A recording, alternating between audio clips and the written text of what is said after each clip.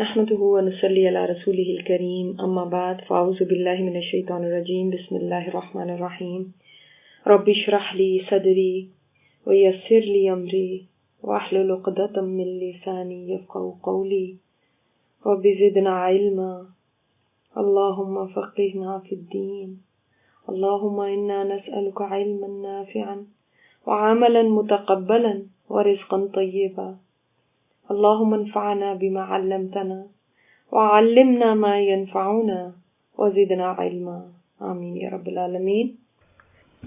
لأي یوم اجلت، کس دن کے لیے وعدہ دیے گئے، یعنی ایک سوالیہ انداز بھی ہے کہ کس دن کے لیے یہ وعدہ دیے گئے تھے، یعنی یہ سارا معاملہ کس دن کے لیے اٹھا کے رکھا گیا تھا۔ آپ کو پتہ ہے نا، کافر کہتے تھے کب آئے گی قیامت، بھی آئے گی کب، یہ تو آپ ہمیں روز آئے دن کہتے رہتے ہیں قیامت آنی ہے، تو کب آئے گی، کب آ رہی قیامت؟ تو یہ بتایا گیا کہ اس دن کے لیے اتنی دیر انتظار اللہ تعالیٰ نے کروایا ہے، اس حساب کتاب اور جواب دہی کے لیے اس دن کو مقرر کیا گیا تھا۔ جو دنیا میں اتنا ڈیلے ہو رہا تھا نا، وہ کس دن کے لیے وعدہ دیے گئے تھے، اس دن کے لیے، یعنی اتنے عرصے یہ جو رسول کہتے رہے کہ آنی ہے قیامت، وہ یہ دن تھا۔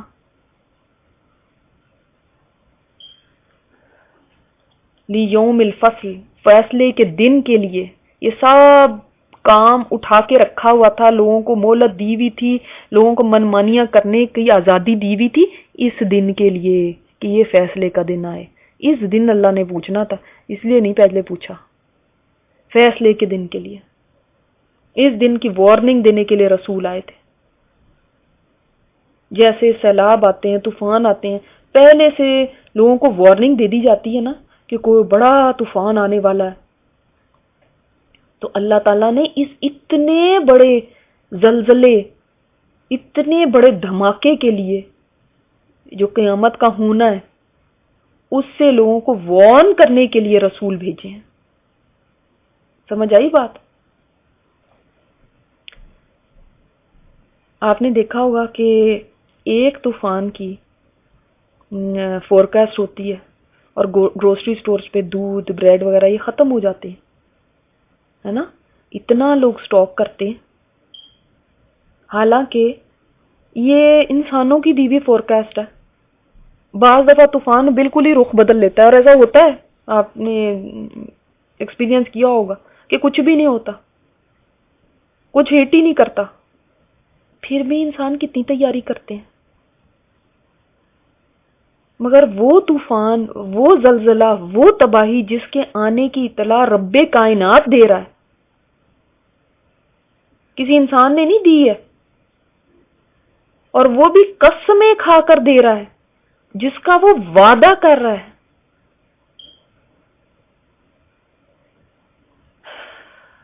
اور ایسا طوفان، ایسی تباہی جس سے کوئی بچے گا نہیں، کوئی علاقہ نہیں بچے گا۔ یہ تو ابھی ہے نا کہ یہ اس علاقے کو ہٹ ہوگا اور اس کو نہیں ہوگا اور اس کو ہوگا، اس سے تو کوئی علاقہ بچ ہی نہیں سکتا۔ پھر بھی لوگوں کی تیاری کیا ہے، سوچیں، پھر بھی انسانوں کے یقین کا عالم کیا ہے۔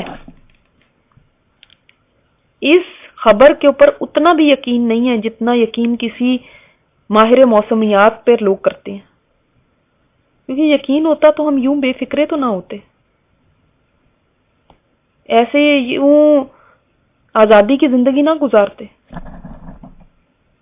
پھر اس دن کے خوف سے ہم کانپتے رہتے، اس دن کی ہم تیاری کرتے، اس دن کے عذابوں سے بچنے کے لیے دعائیں کرتے، اللہ کے آگے روتے، اپنے عمل کو درست کرتے۔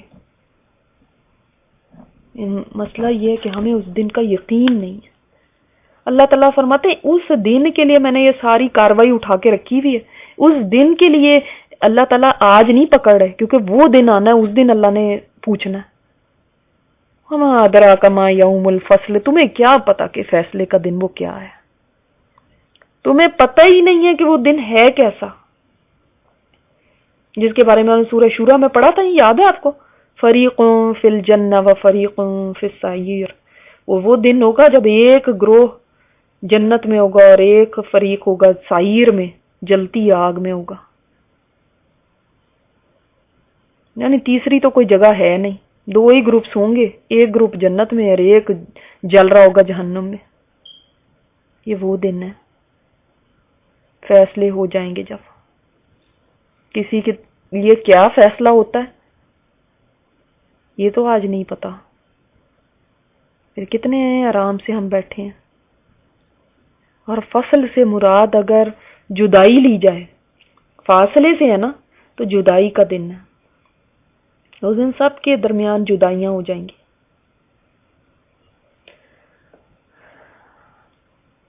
دنیا تو جدا ہوگی، رشتے ناطے بھی جدا ہو جائیں گے.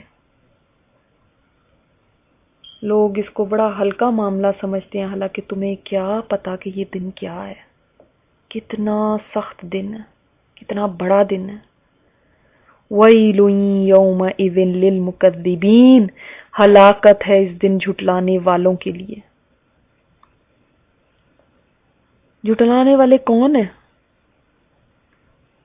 کس چیز کو جھٹلاتے ہیں؟ کس چیز کو ریجیکٹ کرتے ہیں؟ یعنی جو قرآن کے کسی بھی حکم کو جھٹلائیں، اللہ کی ذات کو جھٹلائیں، یا رسول کو جھٹلائیں، یا قیامت کو جھٹلائیں، یہ جس دن کی بات ہو رہی ہے خاص طور پہ اس کو جھٹلانا. قرآن کی تو ایک آیت کو بھی جھٹلانا سارے قرآن کا انکار ہے. تو کتنے آرام سے آج مسلمان کہلا کے خود کو، اور پھر لوگ کہتے ہیں کہ میں اس حکم کو کی لاجک نہیں سمجھتی، مجھے یہ سمجھ میں نہیں آتا، ایسا کیوں کہا گیا، اللہ تعالیٰ نے یہ کیوں کہا ہے، وہ کیوں کہا ہے، میری تو سمجھ میں نہیں آیا. بھلا اس چیز کو حرام کرنے کی کیا لاجک ہو سکتی ہے، بھلا اس کی کیا ضرورت تھی. یہ سب جھٹلانا ہی تو ہے کہ میں نہ مانوں. ویل ہے ایسے لوگوں کے لیے، ویل، ویل، ہلاکت، تباہی، بربادی، خرابی. اور ویل سے مراد جہنم کی ایک وادی بھی ہے، جس کے بارے میں آتا ہے کہ جس میں جہنمیوں کا کچ لہو بہتا ہے. اور اس میں اگر پہاڑ کو بھی چھوڑ دیا جائے، اتنی سخت وہ گرم ہے، اتنی سخت وہ گرم ہے کہ پہاڑ کو بھی چھوڑ دیا جائے تو وہ بھی اس کی گرمی سے پگھل جائے. عطا بن یسار نے فرمایا کہ ویل جہنم کے کچلفو سے بھری ہوئی ایک وادی ہے، اگر پہاڑ بھی اس میں چھوڑ دیا جائے تو اس کی گرمی سے یہ پگھل جائیں گے. جو پہاڑوں کو پگھلا دے وہ سوچیں کہ وہ جگہ کیا ہوگی. اور آپ صلی اللہ علیہ وسلم نے فرمایا ویل جہنم میں ایک وادی ہے، کافر اس کے اندر 40 برس تک اس کی بیس تک پہنچے گا، بیس تک پہنچتے بغیر بلکہ لڑکتا چلا جائے گا 40 برس تک. اس کے تلوے تک نہ، اس کے جو بیس ہوتی ہے نا اس تک پہنچنے تک پہنچے بغیر لڑکتا چلا جائے گا. آپ نے کبھی بہت اونچے چوٹیاں دیکھی ہیں؟ کبھی وہ دکھاتے ہیں کسی اشتہار میں، کسی اس میں ایک تکون سی نکلی ہوتی ہے اوپر ایک لمبا سا پہاڑ، اور اس کے اوپر ایک بندہ چڑھ کے کھڑا ہوتا ہے. ایک دم دل ہول جاتا ہے کہ اگر یہاں سے گر جائے تو کیا ہو. سیدھا بالکل سٹیپ ایک چوٹی سی ہوتی ہے. پہاڑ سے گرنے میں تو 2-3 منٹ لگیں گے، 2-3 بھی نہیں، بلکہ وہاں سے جہاز سے کوئی آدمی نے چھلانگ لگائی تھی تو کچھ منٹس کے اندر وہ زمین پہ پہنچ گیا تھا. پہاڑ کی چوٹی سے کچھ سیکنڈز میں پہنچ جائے گا. لیکن دل ہولا جاتا ہے کہ اگر یہاں سے گر گیا تو کیا ہوگا.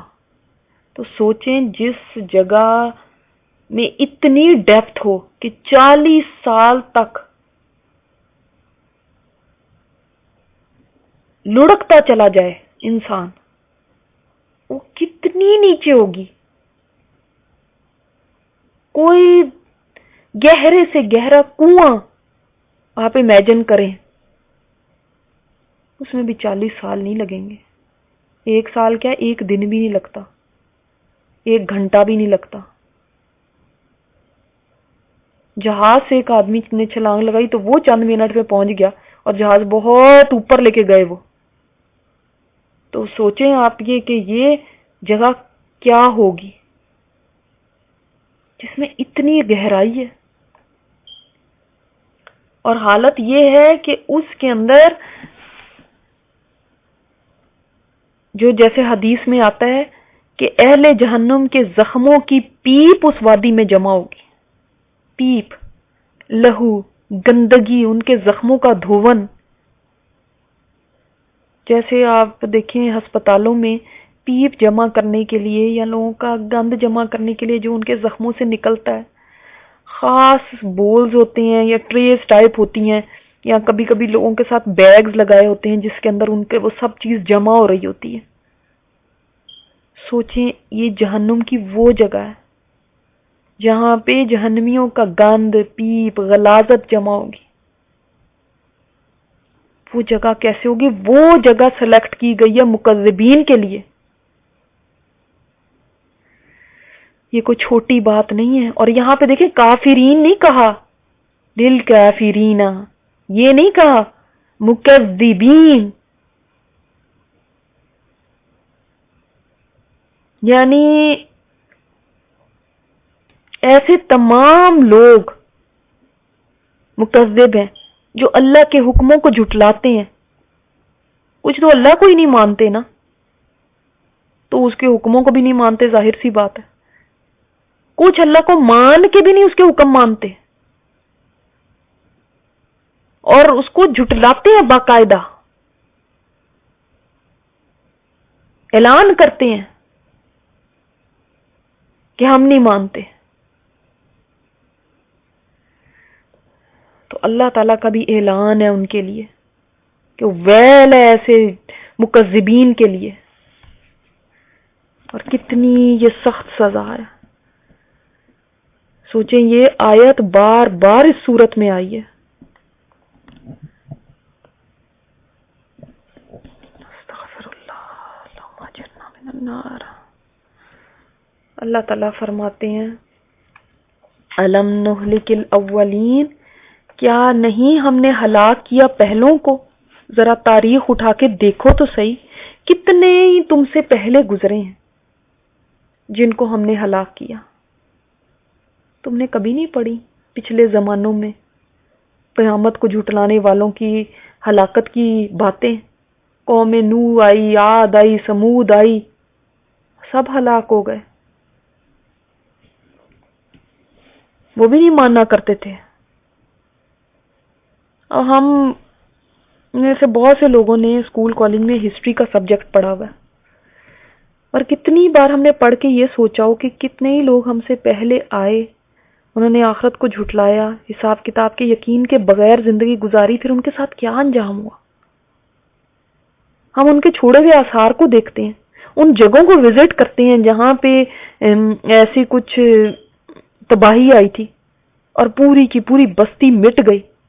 پھر سوچتے نہیں ہیں ان کی تباہی کیوں آئی، ہمارے لیے اس میں کیا سبق ہے.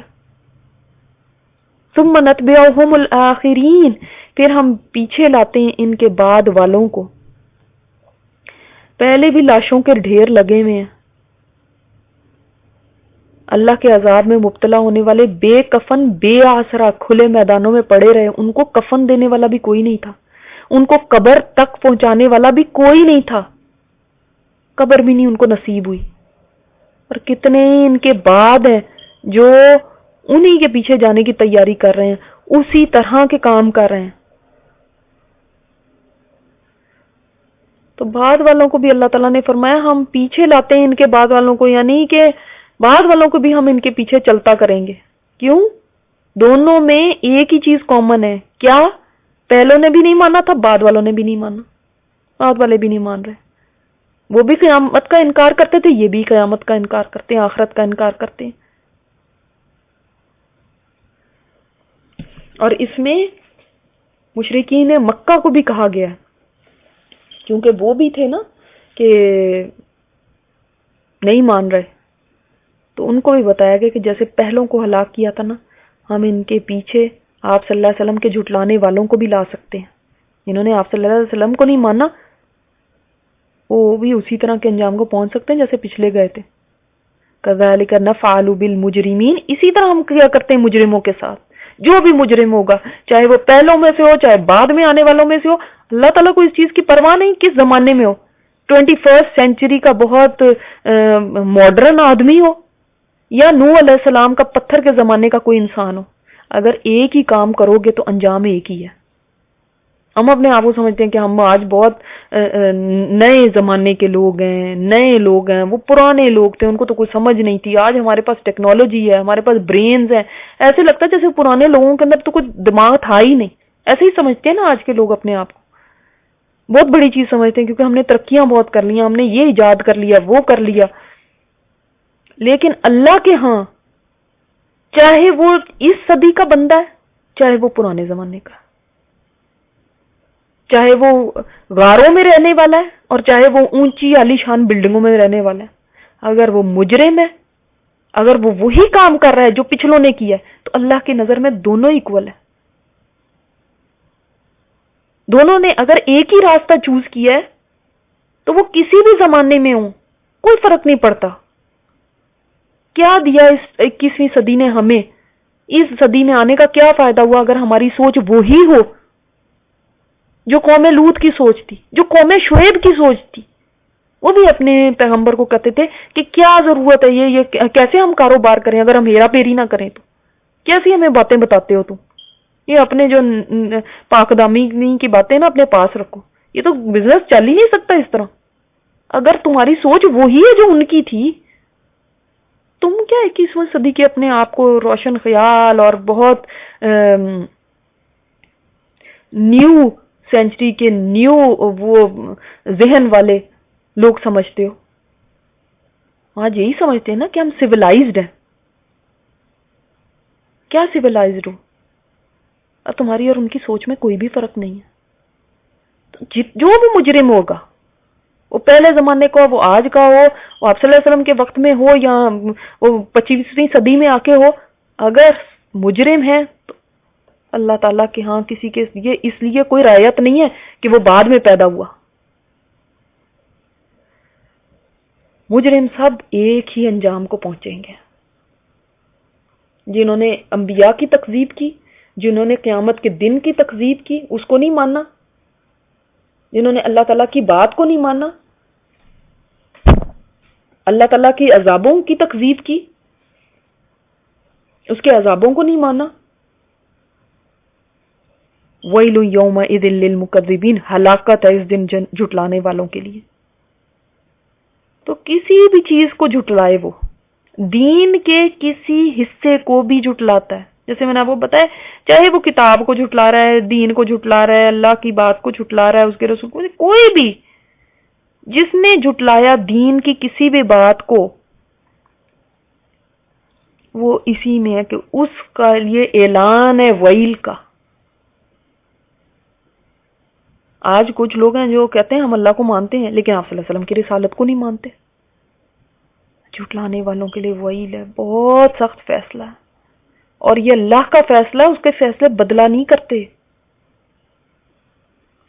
سبحانک اللہم و بحمدک، نشہد ان لا الہ الا انت، نستغفرک و نتوب الیک.